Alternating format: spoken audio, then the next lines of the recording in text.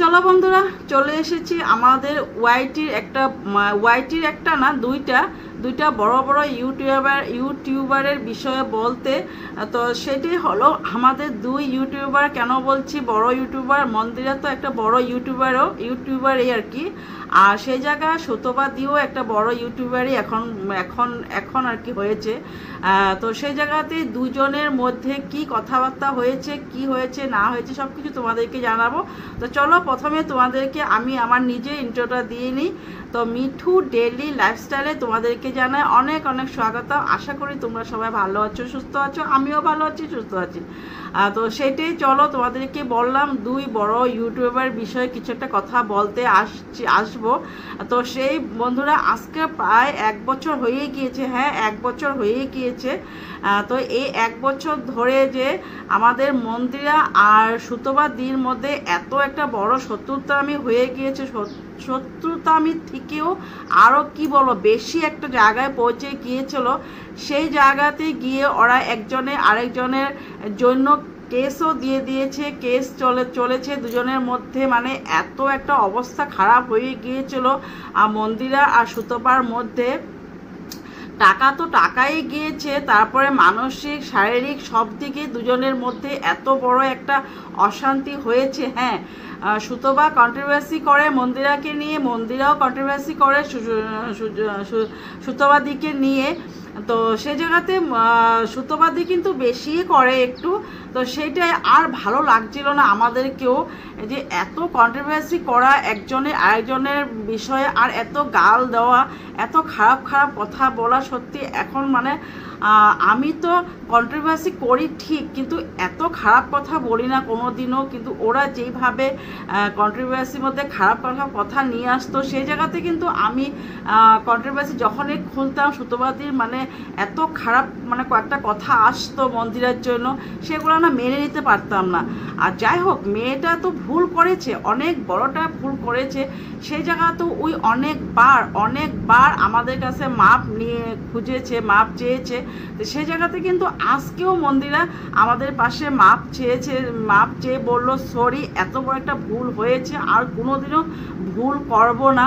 আমি ওর হাজব্যান্ডের নাম ধরে বলল সোমনাথকে আমি অনেক অনেক বেশি ভালোবাসি।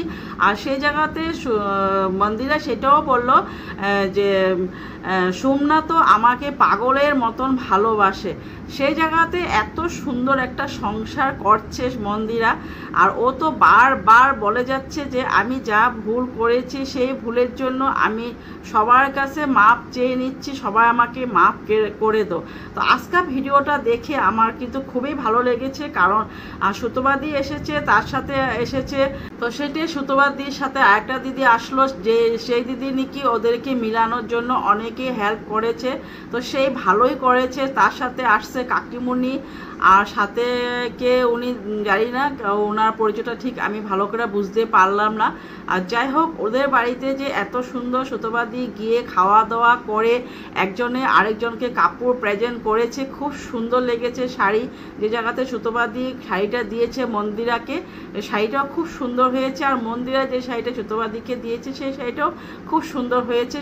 যতটুকু বলো ও মানে ভিডিও আমাকে দিয়েছে, আমি কিন্তু স্কিপ না করে সবটাই ভিডিও দেখেছি।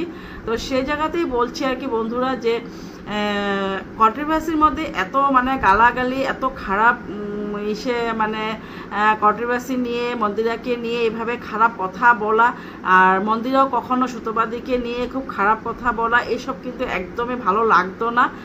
তো সে জায়গাতে আমি কিন্তু আজ অনেকেই খুশি দুজনের মধ্যে, যে এত সুন্দর মানে ঘরে বসে একটা বুঝাবুঝি করে নিয়েছে।